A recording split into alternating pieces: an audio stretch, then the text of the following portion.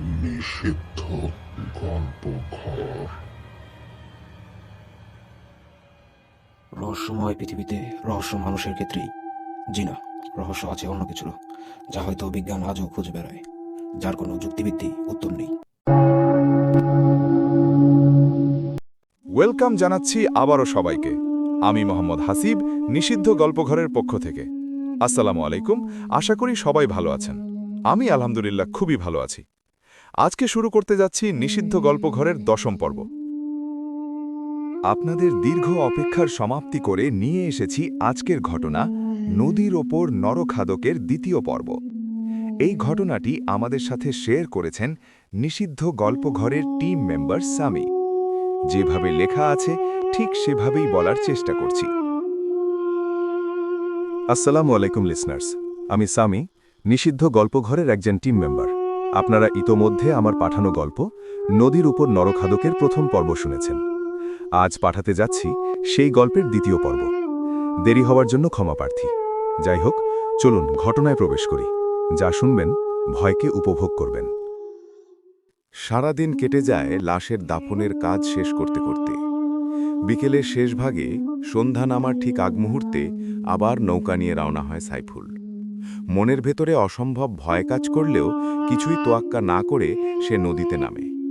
সে ভাবতেও পারেনি এই নদীতে তার জন্য অপেক্ষা করছে আরও ভয়ঙ্কর কিছু। নদীর প্রায় মাঝখানে পৌঁছাতেই মাগরিবের আজান ভেসে আসে। সে নিজের গন্তব্যের দিকে এগোতেই থাকে। এতক্ষণ যেহেতু কিছু হয়নি, সে মনে মনে ভাবছিল, আজ হয়তো ঠিকমতো পার হতে পারব। মাগরিবের আজান শেষ হয়। পুরো নদী নিস্তব্ধ, শুধু বাতাসের শব্দ আর নদীর স্রোত, আর কিছুই শোনা যায় না। সূর্য পুরোপুরি ডুবে গেছে। সাইফুল নৌকা চালিয়ে এগিয়ে চলেছে। হঠাৎ করে তার মনে হলো তার নৌকার বৈঠা যেন কেউ নদীর নিচ থেকে শক্ত করে ধরে রেখেছে। শত চেষ্টা করেও সে বৈঠা চালাতে পারছে না। ভয়ে সাইফুলের শরীর কেঁপে ওঠে। সে বুঝে যায় আবারও কিছু একটা ঘটতে চলেছে। সে কুরআনের সূরা পড়তে শুরু করে, মনে মনে আল্লাহকে ডাকে, হে আল্লাহ, এই যাত্রায় আমাকে বাঁচিয়ে নাও। হঠাৎ তার বাম কানে ভেসে আসে এক ভয়ঙ্কর কণ্ঠ, যা করার করে নে, এবার আর যেতে দেব না তোকে। সাইফুল কিছুই ভেবে উঠতে পারছিল না। ভয় তার শরীর ও মন দুটোকেই দুর্বল করে দিচ্ছিল। সে বাম দিকে তাকিয়ে দেখে কেউ নেই। ঠিক তখনই একটি দমকা হাওয়া তার শরীরে আছড়ে পড়ে। গায়ের লোম খাড়া হয়ে যায়। চারপাশের পরিবেশ আবার আগের মতো ভয়ঙ্কর হয়ে ওঠে। সে মনে মনে ভাবে, এবার যদি এর হাতে পড়ি, আমার আর নিস্তার নেই। তড়িঘড়ি করে সে বৈঠা নৌকায় তুলে রাখে এবং নৌকার একপাশে দাঁড়িয়ে জোরে জোরে আজান দিতে শুরু করে। আজান শেষ হবার সাথে সাথেই পানির ভেতর থেকে উঠে আসে সেই নরখাদক অবয়ব। ভয়ে সাইফুল কিছুই করতে পারছিল না। দোয়া পড়বে, শরীর বন্ধ করবে, না আবার আজান দেবে, কিছুই মাথায় আসছিল না।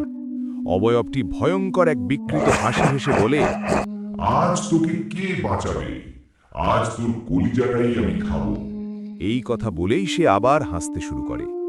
সাইফুল নিজেকে সামলানোর চেষ্টা করে। কোনো রকমে কিছু দোয়া পড়ে, শরীর বন্ধ করে ফেলে।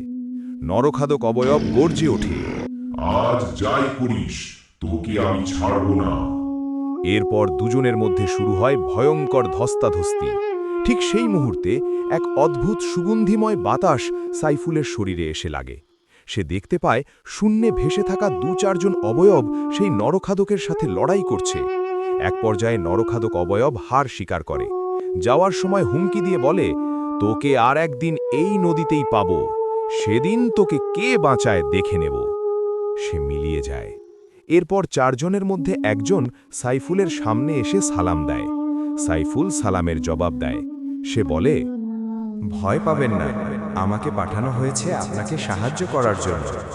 সে আরও বলে, সেদিন আপনি যখন নদীতে লাফ দিয়েছিলেন, ওটাই ছিল আপনার সবচেয়ে বড় ভুল।